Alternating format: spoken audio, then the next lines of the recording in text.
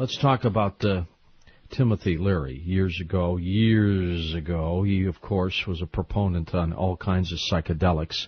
Got him into a little bit of a tizzy with the law enforcement agencies in his neck of the woods.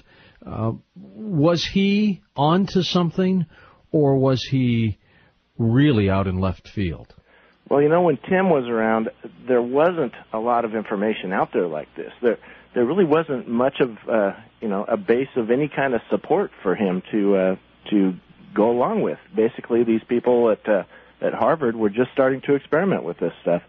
It's not like there were any books on the subject or a whole bunch of books out there where people that were interested could actually go, in search of an answer to that question and find it.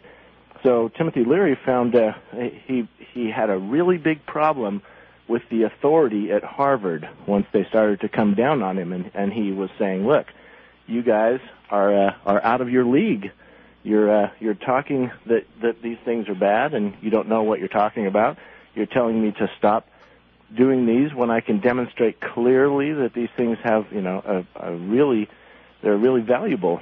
And so Timothy Leary ran into a lot of problems, mainly because he completely rebelled against the establishment, which was, trying to come down on him. And rather than him backing off, or, I don't know. I don't know if there was a right answer for what him to do, for what he could have done at that time. But I do know when they started to come down on him, he came back with a vengeance, Oh, he sure did.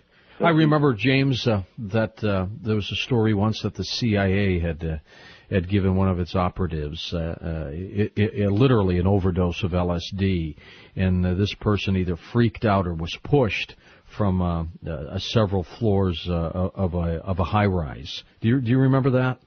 Oh yeah. Did you hear that? Yeah.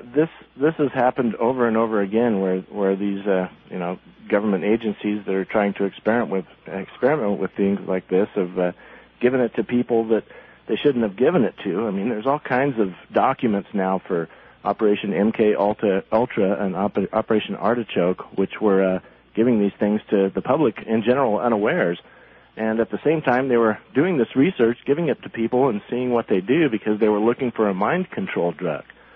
They're basically looking for how can they make a army of zombies. Is this something they probably wanted to spray on all of us? Well, now that's a very interesting question, especially in light of these planes that are flying over, dropping who knows what all over the place right now. Mm-hmm. But, ultimately I think that would probably be the best way to do it. If they were looking for a delivery method, if they could just walk up to you and spray you, I guess that would be the best way. But sure would be a little more convenient to be able to put it up there in a cloud-like atmosphere and just let it kind of filter down on people. Yeah, that's true. Well, I don't know that that's what they're putting up there, though, because mostly the experiment was a complete failure, because they tried it with mushrooms, and mushrooms do not make people zombies. They make them. Oh, jeez. See, even you are getting caught up into this. I'm tongue-tied today for some reason. But what they did is they realized that when they gave people mushrooms, that people started recognizing what they were doing. They weren't able to manipulate them and control them like they hoped they would be able to. It sharpened them up. Right, it sharpened them up, and rather than dumbing them down. And so, really, the mushrooms were not good for what they wanted to use them for. Neither are really any other psychedelics. These mushrooms, do you eat them, or do you put them, or do you create them as a tea? What do you do with them? Well, there's lots of ways. You can eat them, or you can mix them in with food, or you can make a tea out of them. There's depending on which ones they are. And again, we're back into really understanding mushrooms and knowing how to eat them, because there's lots of mushrooms that are out there that you have to cook, or they'll make you very ill. Absolutely. And Paul Stamets, a very good friend of mine and one of the best mycologists on the planet, he says, always cook every mushroom, no matter what one it is. So the ones that you get at the store even, he says, the Agaricus campestris, the ones that you get at the store. Those, what do they call them, Snow White caps or something like that? Yeah. You've seen those. They're the ones that are always in the package. You get about 50 of them for $2 or something like that. Right, and he says you should cook those too. So people that love to chop those up and eat them in their salad, Well, I do that all the time. All right, well, Paul Stamets, he says not to do that, so I would trust Paul Stamets. Well, I tell you, now that you've said it, so be it. Yeah. I mean, that's the way. Those kind of mushrooms that you find in the supermarket, either in a cooked state or whatever, I mean, do they do anything for you in terms of tuning up your consciousness? Well, not anything that's noticeable. And that's one of the things that's a big question. If we take those mushrooms right there and they don't do anything to us, we don't know that they don't really do anything to us. Maybe in our evolutionary chain, at one point down the line, we took them and they made us fully psychedelic. But we took them and they changed our brain chemistry permanently. Maybe. So now we can eat them and they don't do anything. Well, what about other kinds of mushrooms that are pretty familiar to most people, like shiitakes and portobellas and mushrooms like that? Is there anything there? Well, and of course, we're only speculating about the substances that are in the mushrooms, not doing anything or not doing anything. And there is things that are in there that are very good as far as health-wise. There's many medicinal mushrooms, and the medicinal mushrooms are very, very good for you. They have antibiotic properties and other things. It's a great food source. Well, but these mushrooms that you're talking about that give you this kind of spiritual experience, some of them have been used in religions, haven't they? Right. Well, that's the primary focus of my book, Mushrooms and Mankind. Mm-hmm. And it's subtitled the Impact of Mushrooms on Human Consciousness and Religion, because we can trace back the usage of mushrooms a long, long ways. And we can trace back religious knowledge a long, long ways, too.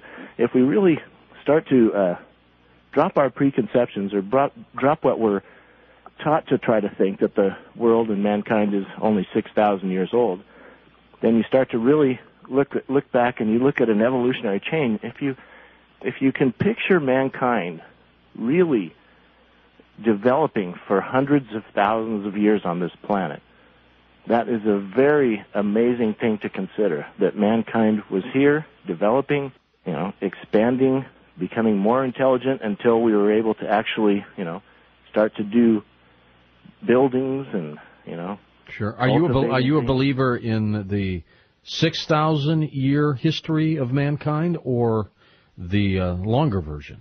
Well, it depends on what you're asking, because the 6,000-year period of mankind, I look as beginning of one of the ages.